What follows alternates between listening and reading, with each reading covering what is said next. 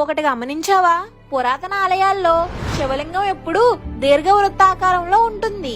అదేరా గుడ్డు ఆకారంలో. ఎందుకలాగా? సూర్యుడి చుట్టూ తిరిగే గ్రహాలు, నక్షత్ర మండలం, అతి ముఖ్యంగా ఈ విశ్వం యొక్క ఆకారం కూడా దీర్ఘవృత్తాకారంలోనే ఉంటుంది. అందుకే ఈ విశ్వాన్ని మన హిందూ ధర్మం ప్రకారం బ్రహ్మాండం అని అంటారు. అందులోని అండం అంటే గుడ్డాకారం అని. ఈ గుడ్డాకారంలో ఉండే అనంతకోటి విశ్వానికి ప్రతీకే ఈ శివలింగం యొక్క ఆకారం. ఏంటి, శివలింగం షేప్ లో యూనివర్స్ రిఫరెన్స్ ఉందా? ఒక విశ్వం ఆకారమే కాదురా, శివలింగం వెనకాల, శివాలయం వెనకాల న్యూక్లియర్ ఫిజిక్సే ఉంది. శివలింగంలో న్యూక్లియర్ ఫిజిక్సా? అవును, ఇప్పటివి కాదు కానీ బాగా పురాతనమైన ప్రాచీన శివాలయాల్లో ఉన్న శివలింగాలు మనుషులు తయారు చేసినవి కాదు, చల్లబడిన లావారాతితో ఏర్పడినవి. అందుకే వాటిని స్వయంభూ లింగాలు అంటారు. ఈ లావాలతో ఏర్పడిన లింగాలకి రేడియో యాక్టివ్ నేచర్ ఎక్కువ. ఇవి అధిక మొత్తంలో ఎనర్జీని అబ్జర్వ్ చేసుకుని అదే విధంగా ఎనర్జీని విడుదల చేస్తాయి కూడా. గర్భగుడిలో ఉండే లింగం చుట్టూ పూజారులు మంత్రాలు చదువుతారు కదా, అందులో ఒక్కొక్క మంత్రానికి ఒక్కొక్క ఫ్రీక్వెన్సీ ఉంటుంది. గర్భగుడిలో గోడలన్నీ రాళ్లతో కట్టబడి ఉంటాయి. ఎందుకంటే రాళ్లలో ధ్వనికి ప్రతిధ్వని సృష్టించే శక్తి ఉంటుంది. దీనినే రా ఎకో అంటారు. అలా మంత్రాలు చదవగానే ఆ ధ్వనికి ఆ గోడలు ఆ మంత్రాలు ప్రతిధ్వనించేలా చేస్తాయి. అలా అధిక మొత్తంలో శక్తి ఉత్పత్తి అయ్యి రేడియో యాక్టివ్ ఎలిమెంట్ అయిన శివలింగం దాన్ని తీసుకుంటుంది. అలా తీసుకోవడమే కాకుండా దాన్ని గర్భగుడి బయట వరకు విస్తరించేలా చేస్తుంది. ఆ ఎనర్జీని భక్తులందరూ అందుకునేలాగా లింగానితో గర్భగుడి నిర్మాణం, లింగ ప్రతిష్ఠ, లింగం నుంచి వెలువడే ఎనర్జీని అందుకునేలాగా లింగానికి ఎదురుగా నందీశ్వరుడిని ప్రతిష్ఠించడం మన పూర్వీకుల ఇంజనీరింగ్. అంత హైలీ రేడియో యాక్టివ్ కాబట్టే శివలింగాల్ని న్యూక్లియర్ రియాక్టర్లు అని అంటారు.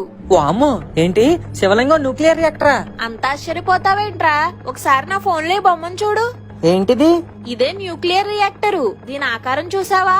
అచ్చుగుద్దినట్టు లింగాకారంలోనే ఉంది. మన దేశ చిత్రపటం చూస్తే గనక మన భారతదేశంలో అధిక న్యూక్లియర్ రేడియేషన్ ఉన్న ప్రాంతాలతో పాటు 12 జ్యోతిర్లింగాలు ఉన్న ప్రాంతాలు కూడా ఈ న్యూక్లియర్ రేడియేషన్ జోన్ లోనే ఉన్నాయి. అందుకే మన పురాణాల్లో శివుడికి ఆగ్రహం వస్తే నాశనం జరుగుతుంది అని అంటారు. రేడియో యాక్టివిటీ ఉన్న శివలింగాలకి ఉష్ణం మంచిది కాదు.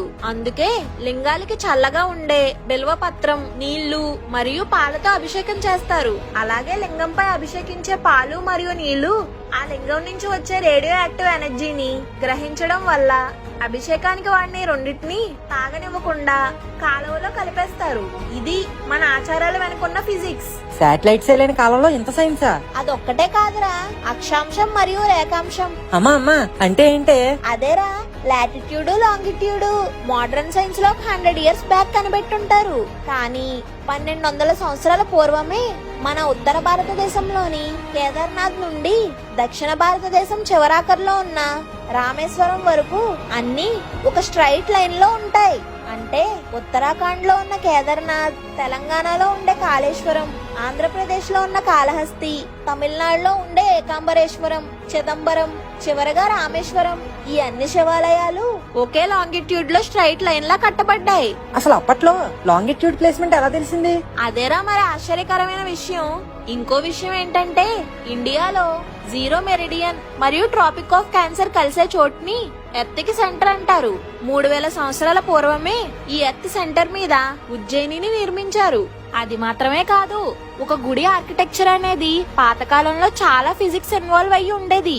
ఇప్పుడంటే గుళ్ళు ఎక్కడ పడితే అక్కడ కట్టేస్తున్నారు, కానీ పాత రోజుల్లో గుళ్ళు అనేవి మ్యాగ్నెటిక్ ఫీల్డ్ స్ట్రాంగ్ గా ఉన్న ఏరియాస్ లోనే కట్టేవాళ్ళు. ఈ మ్యాగ్నెటిక్ ఫీల్డ్స్ కొండలపైనే ఎక్కువగా స్ట్రాంగ్ గా ఉంటది.